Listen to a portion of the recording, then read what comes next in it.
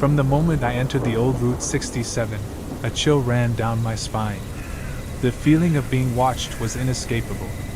I had heard stories about this road but always dismissed them as urban legends. However, with a series of accidents blocking my usual route, I had no choice. The silence was oppressive, broken only by the roar of my truck's engine, which seemed louder than ever. The darkness around was almost palpable, as if it was swallowing the light from my headlights. Shadows danced at the edge of the road, creating figures that, for a second, seemed human. The warning signs were rusted, barely standing, and the remains of abandoned vehicles along the way were a grim reminder that I was not alone on this road. As I drove, my eyes caught something reflecting the headlights. It was a car, or what was left of it, crushed and overgrown with vegetation. A shiver ran through me as I thought about who might have been in that car and what could have happened to them. Panic began to build inside me, but I forced myself to keep going. Suddenly, the truck's engine began to sputter. The irregular sound of the engine echoed in the darkness. Each failure felt like a blow to my chest. "Not now, not now," I muttered, trying to stay calm.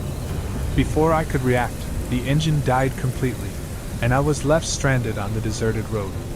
The silence returned, this time even more oppressive. I tried to start the truck again, but it was useless. Each attempt only increased my frustration and fear. I looked at my phone, hoping to find some signal, but the screen just showed no service. I was completely isolated. Taking a deep breath, I tried to think rationally.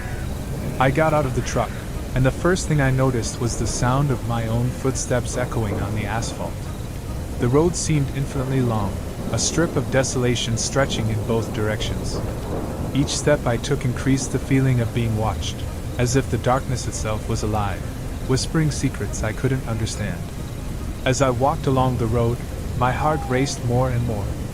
I saw more abandoned vehicles, each telling a story of despair. Pieces of clothing, solitary shoes, and personal items scattered along the way were a silent testimony that something terrible had happened there. Then, in the distance, I saw a small reflection of light. Approaching cautiously, I discovered a diary inside a rusty car. The pages were worn, and some words were hard to read, but the story they told was clear and terrifying. Accounts of people who had disappeared, whispers in the darkness, and a sinister presence that no one could identify. The more I read, the more I realized that Route 67 was not just a road. It was a cemetery of broken dreams and interrupted lives. With the diary in my hands, I felt a presence behind me. I turned quickly, but there was nothing but darkness. However, the feeling of being watched did not go away. I returned to the truck, but the hope of escaping seemed more distant.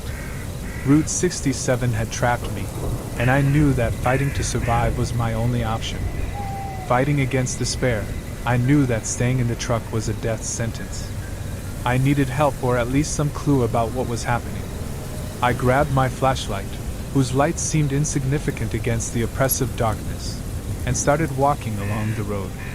Each step was heavy, and the feeling of being watched grew stronger the further I got from the truck. Route 67, in its desolation, was a nightmare setting. The remains of the abandoned vehicles were like macabre monuments, silent witnesses to a horror I did not yet fully understand. Personal items scattered along the way told stories abruptly interrupted: a rag doll, an open suitcase with clothes strewn about, and even a pair of broken glasses. With each new discovery, my heart beat faster, and the air seemed to grow denser. As I explored, I noticed something that made my stomach churn: signs of the struggle. There were deep scratches on the body of a car and dark stains on the asphalt that looked like dried blood. Panic began to overtake me. Had those people fought against something or someone before disappearing? The thought that I might be the next victim paralyzed me. It was then that I found a diary inside a car partially hidden by vegetation. The cover was worn, and the pages were yellowed with time. Flipping through quickly, I realized that the diary belonged to a young woman named Clara. The first entries were ordinary, describing trips and casual encounters. But then, the notes began to change in tone. September 22nd, something strange happened today. I saw someone standing by the side of the road. When I got closer, they disappeared. I feel like I'm being watched. September 23rd, the truck broke down. I can't get a signal on my phone. Something is wrong here. As I read, the accounts became increasingly disturbing. Clara described whispers in the darkness, shadows that seemed to come to life, and a constant presence that she couldn't see but felt. The last pages were desperate scribbles, talking about figures that appeared and disappeared, and a growing fear that culminated in a final scream of despair. They're here. I won't get out alive. I closed the diary with trembling hands. With each word, I felt the connection to Clara's pain and terror. And then, I realized I was not alone. A cold sensation climbed up my spine, and I slowly turned, expecting to find a dark figure. But there was only darkness, dense and oppressive, as if it was about to swallow me whole. That discovery left me even more terrified. Clara had described a presence that was not visible but always there, watching. I began to hear whispers around me, indistinguishable but full of malice. Every step I took to return to my truck seemed harder, as if the road was alive and trying to keep me from escaping.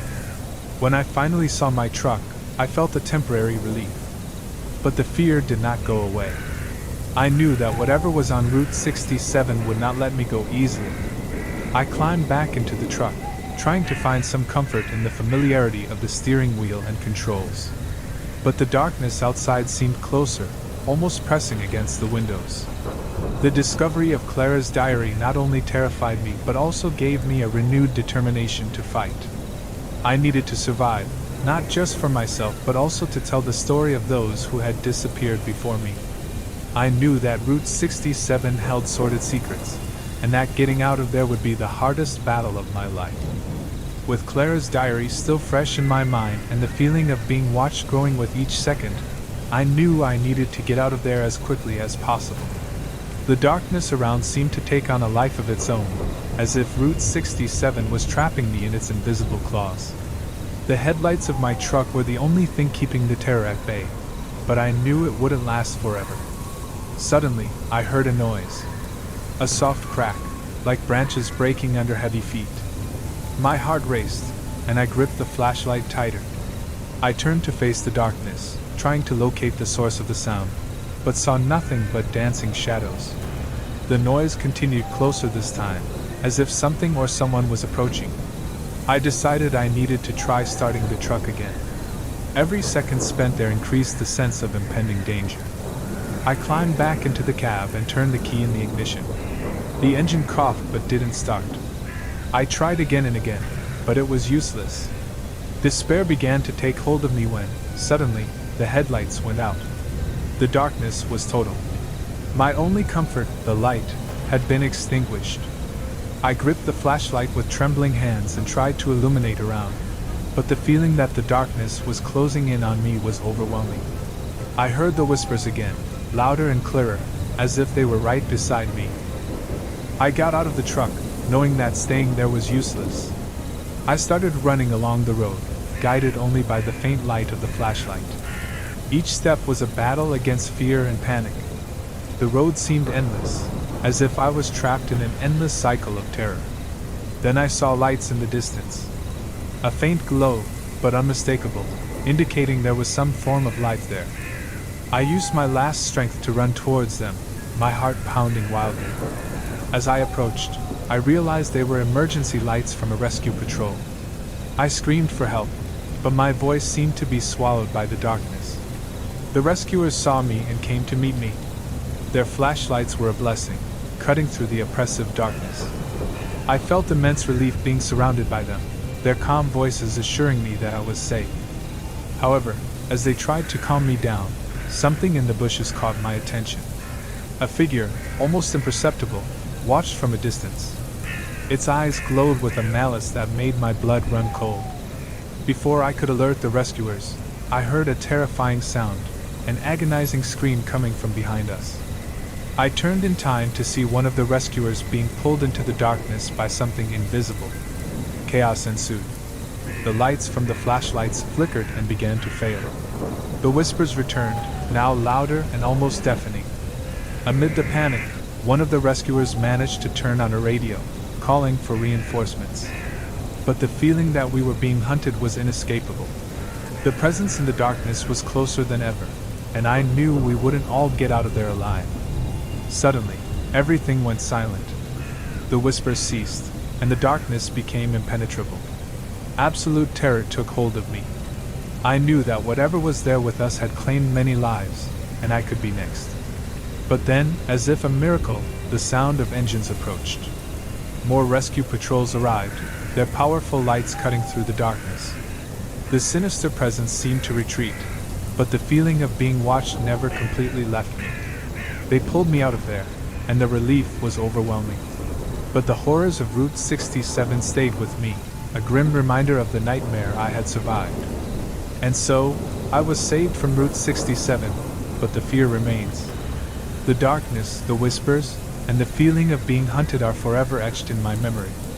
Clara's diary is a testament to the horrors that happened there. Now, I tell my story to ensure that others never face the same nightmare. But deep down, I know that Route 67 will never release its hold completely. It remains waiting for its next victim.